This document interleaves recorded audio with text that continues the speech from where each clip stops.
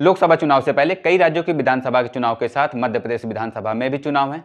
इस वीडियो के माध्यम से हम मध्य प्रदेश के उस मुख्यमंत्री का किस्सा बताएंगे जिन्होंने राजनीति में आने से पहले कपड़ा मिल की मजदूरी भी की है। फिर ट्रेड यूनियन की आवाज ने उन्हें पहचान दिलाई और उन्हें विधायकी का टिकट मिल गया। उसके बाद लगातार 10 बार विधानसभा चुनाव जीते। फिर एक वारंट ने 74 साल की उम्र में उन्हें मुख्यमंत्री बना दिया। बतौर सीएम उन्हें चतुर, होशियार और नौकरशाही से काम निकलवाने वाला सीएम भी कहते हैं। उनकी राजनीति के दौरान एक ऐसा पल भी आया कि एक तरफ बेटे की मौत का गम तो दूसरी तरफ पार्टी का जश्न था, परंतु उन्होंने गम के साथ साथ पार्टी के जश्न को रुकने नहीं दिया। इसी हौसले ने उनके राजनीतिक जीवन में एक ऐसा पल लाया कि उन्हें मुख्यमंत्री का पद मिल गया।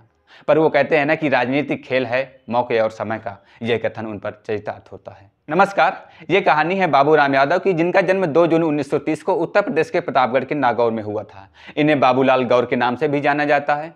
दरअसल बाबूराम यादव का जिस स्कूल में दाखिला कराया गया था, वहां उन्हें मिलाकर के 3 बाबूराम यादव पढ़ते थे।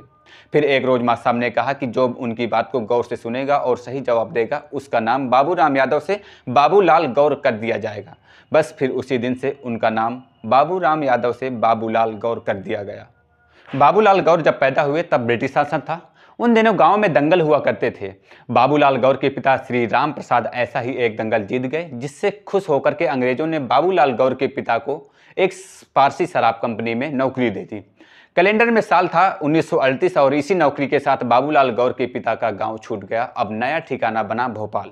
गौर के पिता ने कुछ दिनों तक उस कंपनी में नौकरी की। इसके बाद कंपनी ने उन्हें एक शराब की दुकान दे दी, जहां आगे चल करके गौर ने भी शराब बेची। बाबूलाल गौर जब 16 साल के हुए तो राष्ट्रीय स्वयं संघ यानी कि आरएसएस की शाखा जाने लगे। वहां उनसे कहा गया कि वो शराब बेचना छोड़ दे। इसी बीच उनके पिता का निधन भी हो गया। फिर चर्चा शुरू हुई कि शराब की दुकान बाबूलाल गौर के नाम कर दी जाए, लेकिन उन्होंने शराब बेचने से साफ मना कर दिया। इसी दौरान वो वापस प्रतापगढ़ लौटे और खेती किसानी में हाथ आजमाया। हालांकि यह काम आसान नहीं था। गांव में मन नहीं लगा तो वो दोबारा भोपाल पहुंच गए और फिर भोपाल में ही एक कपड़ा मिल में मजदूरी करने लगे।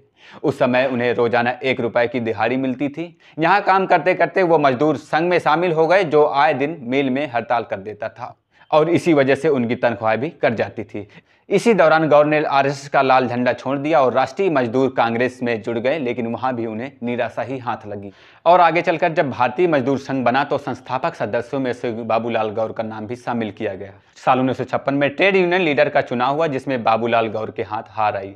साल 1972 में जनसंघ की ओर से भोपाल की गोविंदपुरा सीट से विधानसभा चुनाव लड़े, लेकिन वह वहां भी हार गए। उस समय गौर यह नहीं जानते थे कि यही गोविंदपुरा सीट उनका गढ़ बनने वाली है। वर्ष 1975 में जेपी के आंदोलन में सक्रियता के चलते गौर पर जेपी की नजर पड़ी। जेपी और आडवाणी के कहने पर बाबूलाल गौर ने जनता पार्टी के टिकट पर चुनाव लड़े और विधानसभा चुनाव जीत करके विधानमंडल पहुंचे। जेपी भोपाल आए तो गौर के सिर पर हाथ रख करके जिंदगी भर जनप्रतिनिधि बने रहने का आशीर्वाद दिया। और हुआ कुछ यूं ही कि गौर 10 बार विधानसभा चुनाव जीत करके विधानमंडल जाते रहे। फिर एक पल ऐसा भी आया कि मध्य प्रदेश की सरकार में उमा भारती मुख्यमंत्री रही तो बाबूलाल मंत्री रहे। 23 अगस्त 2004 को मुख्यमंत्री उमा भारती को अपने पद से इस्तीफा देना पड़ा और उन्होंने अपने सबसे भरोसेमंद मंत्री बाबूलाल गौर को सत्ता सौंपी और जेल चली गई। लेकिन पद सौंपने से पहले उमा भारती ने बाबूलाल की अंजलि में गंगा जल दे करके उन्हें यह शपथ दिलाई थी कि जब वो कहेंगी तो गौर को इस्तीफा देना होगा। हालांकि सबके सामने उमा भारती ने गौर को सीएम बनाने के पीछे की वजह वरिष्ठता बताई। सभी जानते थे कि उमा भारती ने अपनी वापसी सुनिश्चित करने के लिए बाबूलाल गौर को सीएम का पद दिया है। फिलहाल इस वीडियो के लिए इतना ही। मिलते हैं किसी नई कहानी के साथ, तब तक के लिए धन्यवाद। जय हिंद, जय भारत।